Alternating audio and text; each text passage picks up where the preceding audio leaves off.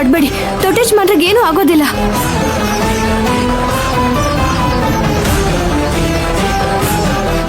ಅಯ್ಯೋ, ಎಲ್ಲೋದ್ರಿ ಅವರು? ದೊಡ್ಡ ಯಜಮಾನ್ರಿಗೆ ಏನಾಗಿದೆಯಪ್ಪ? ದೇವ್ರೆ, ದೊಡ್ಡ ಯಜಮಾನ್ರಿಗೆ ಏನು ಆಗದಿರಂಗೆ ನೋಡ್ಕೊಳಪ್ಪ. ಅಯ್ಯೋ. ಚಂದ್ರು, ತುಂಬಾ ಪೇನ್ ಆಗ್ತಾ ಇದೆಯಾ? ಸ್ವಲ್ಪ ನೋವಾಗ್ತಿದೆ. ಯಜಮಾನ್ರೆ, ಉಪ್ಪಲ್ಲಿ ಶಾಖ ಕೊಡೋದಕ್ಕೆ ರೆಡಿ ಮಾಡ್ಕೊಬರ್ಲ? ಏನು ಬೇಡ ಬಿಡೋ, ಸರಿ ಹೋಗುತ್ತೆ ಅನ್ಸುತ್ತೆ. ಬನ್ನಿ ಬನ್ನಿ ಡಾಕ್ಟರ್. ಓ, ಡಾಕ್ಟರ್ ಬಂದ್ರು. ಡಾಕ್ಟರ್ ಚಂದ್ರು, ಬನ್ನಿ ಡಾಕ್ಟರ್. ನಮಸ್ಕಾರ. ಸ್ವಲ್ಪ ಹೊರಗಡೆ ಬನ್ನಿ. ಏನಾಯ್ತು?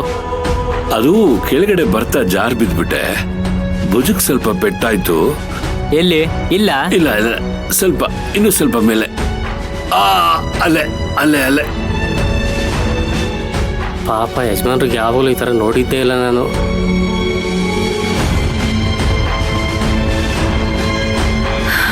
ಮಮ್, ಡ್ಯಾಡ್ಗೆ ಏನೂ ಆಗೋದಿಲ್ಲ. ನೀನೇನು ಯೋಚನೆ ಮಾಡಬೇಡ, ಆರಾಮಾಗಿರು. ನೀನೇ ಹೀಗಿದ್ರೆ ನಮ್ಗೆಲ್ಲ ಭಯ ಆಗೋದಿಲ್ವಾ ಹೇಳು?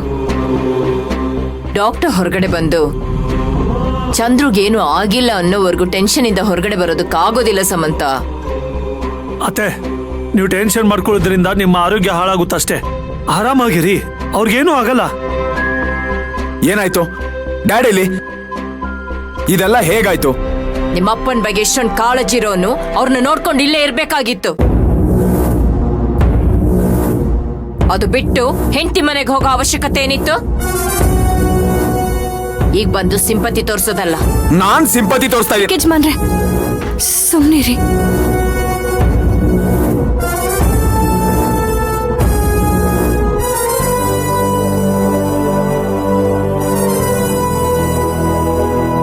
ಡಾಕ್ಟರ್, ಚಂದ್ರು ಈಗ ಹೇಗಿದ್ದಾರೆ? ನೋಡಿ ಮೇಡಮ್, ಅವ್ರು ಬಿದ್ದಾಗ ಕೈ ಕೊಟ್ಟಿರೋದ್ರಿಂದ ಭುಜ ಉಳುಕಿದೆ. ಊತ ಕಡಿಮೆ ಆಗೋಕ್ಕೆ ಇಂಜೆಕ್ಷನ್ ಕೊಟ್ಟಿದ್ದೀನಿ. ಹಾಗೆ ಪೇನ್ ಕಿಲ್ಲರ್ ಟ್ಯಾಬ್ಲೆಟ್ ಕೊಟ್ಟಿದ್ದೀನಿ. ಬೆಳಗ್ಗೆ ಅಷ್ಟರಲ್ಲಿ ಏನಾದರೂ ಕಡಿಮೆ ಆಗಿಲ್ಲ ಅಂದ್ರೆ ಹಾಸ್ಪಿಟ್ಲಿಗೆ ಕರ್ಕೊಬನ್ನಿ. ಒಂದು ಎಕ್ಸ್ರೇ ಮಾಡೋಣ. ಡಾಕ್ಟರ್, ಅವ್ರಿಗೇನಾದ್ರೂ ಪೇನ್ ಹಾಗೆ ಕಂಟಿನ್ಯೂ ಆದ್ರೆ ನಾನೇ ಹಾಸ್ಪಿಟಲ್ ಕರ್ಕೊಂಡ್ಬರ್ತೀನಿ ಎಕ್ಸ್ರೇಗೆ. Okay sir. ಹಾ, ಬಾವಾ ಮನೆ.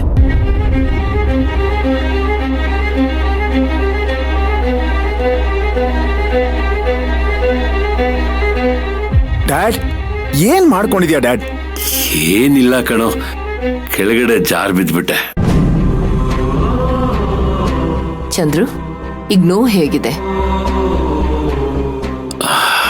ಪರವಾಗಿಲ್ಲ, ಸ್ವಲ್ಪ ಕಡಿಮೆ ಆಗಿದೆ.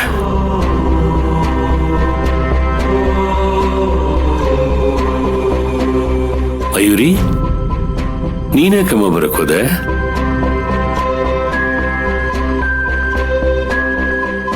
ಯಜಮಾನ್ರೆ, ನಿಮ್ಗೆ ಹೀಗಾಗಿದೆ ಅಂತ ಗೊತ್ತಾದ ಮೇಲೂ ಬರ್ದೇ ಇರೋದಕ್ಕೆ ಹೇಗಾಗತ್ತೆ? ನಿಮ್ಮನ್ನ ನೋಡೋವರೆಗೂ ತುಂಬಾನೇ ಆತಂಕ ಇತ್ತು. ಈಗ ನೀವು ಆರಾಮಾಗಿರೋದನ್ನ ನೋಡಿದ್ಮೇಲೆ ಸಮಾಧಾನ ಆಗ್ತಿದೆ. ಅಲ್ಲಮ್ಮ, ಸುಮ್ನೆ ಜಾರ್ ಬಿದ್ದಿದ್ದಕ್ಕೆ ಗಾಬರಿನಲ್ಲಿ ಇವರೆಲ್ಲ ಡಾಕ್ಟರ್ನ ಕರ್ಸಿದಾರಷ್ಟೇ. ಈ ರಾತ್ರಿಲಿ ಔಷಧದಲ್ಲಿ ನೀನ್ ಯಾಕೆ ಬರಕ್ ಹೋದೆ?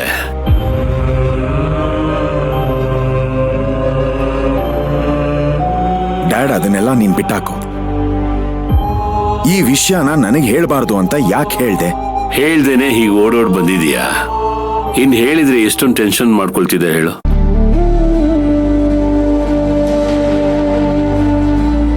ಮಾವನ್ ಮನೆಯಲ್ಲಿ 2 ದಿವಸ ಆರಾಮಾಗಿರೋದು ಬಿಟ್ಬಿಟ್ಟು ಇಲ್ಲಿ ಬಂದಿದೆಯಲ್ಲೋ.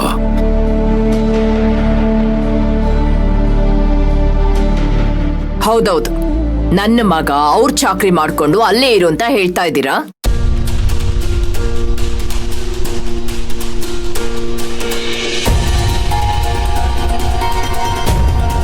ನಾನೆಲ್ಲ ಹಾಗೆ ಹೇಳ್ದೆ ರಾಜೇಶ್ವರಿ. ಅವರು ಈಗ ತಾನೇ ಬೆಂಗಳೂರಿಗೆ ಬಂದಿದ್ದಾರೆ. ಇವರು ಅವ್ರ ಜೊತೆಲಿ 1-2 ದಿವಸ ಇದ್ರೆ ಧೈರ್ಯ ಬರುತ್ತೆ ಅಂತ ಹೇಳ್ದೆ ಅಷ್ಟೇ. ಅದು ಹೊಸ ಮನೆ, ಹೊಸ ಜಾಗ. ಅವರು ಸ್ವಲ್ಪ ಅಡ್ಜಸ್ಟ್ ಆಗ್ಬೇಕಲ್ವಾ?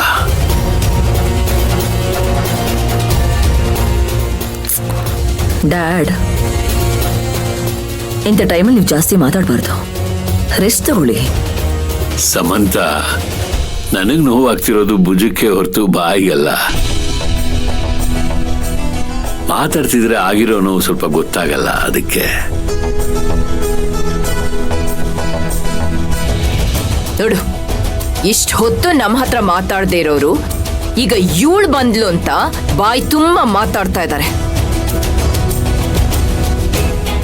ಇವತ್ತು ನಿಮ್ಗೆ ಹೀಗಾಗೋದಕ್ಕೆ ಯಾರು ಕಾರಣ ಗೊತ್ತಾ? ಇವಳು.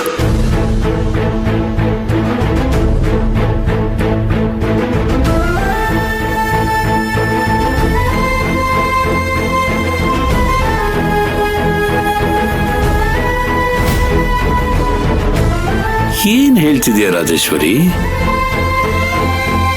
ನಾನ್ ಬೀಳೋದಕ್ಕೂ ಅವಳಿಗೂ ಏನ್ ಸಂಬಂಧ?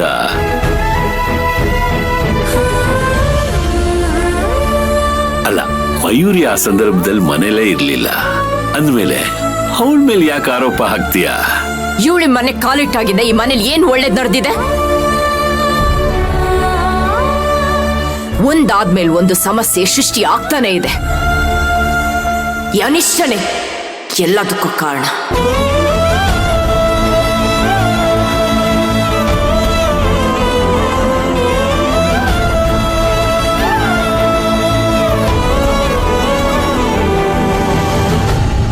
ಇಲ್ಲಾಗೋದಕ್ಕೂ ಹೋಗೋದಕ್ಕೂ ಎಲ್ಲದಕ್ಕೂ ನನ್ನ ಹೆಂಡತಿ ಮೇಲೆ ಹೊರ್ಸಕ್ ಹೋಗ್ಬೇಡಿ.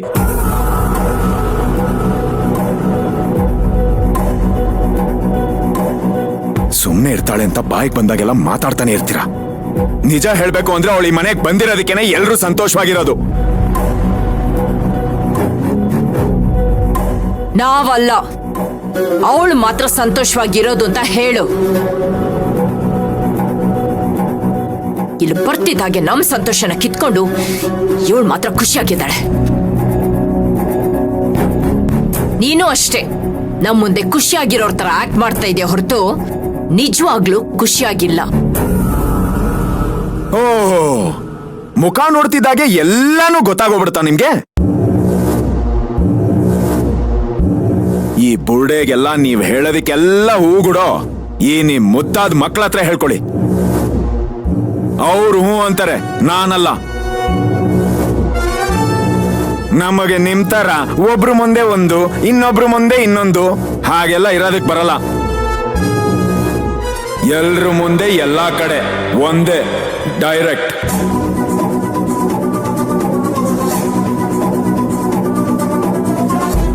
ತಪ್ಪು ಹುಡ್ಕೋದಿಕ್ಕೆ ಇದೀರಾ ಅಂದ್ಮೇಲೆ ಅವಳು ಮಾಡೋ ಒಳ್ಳೆ ಕೆಲ್ಸದಲ್ಲೂ ತಪ್ಪು ಹುಡುಕ್ತೀರಾ ಅನ್ನೋದು ನನಗ್ ಗೊತ್ತಿಲ್ವಾ? ಇದ್ರಲ್ಲೇ ಗೊತ್ತಾಗುತ್ತೆ ಕಣೋ ಇವಳು ನಿನ್ ತಲೆ ಎಷ್ಟು ಕೆಡ್ಸಿದಾಳೆ ಅಂತ. ಓ, ಅವಳು ನನ್ ತಲೆ ಕೆಡ್ಸಿಲ್ಲ, ಆದ್ರೆ ನನ್ನ ಜೀವನನ ನೀವೇ ಕೆಡ್ಸಿರೋದು.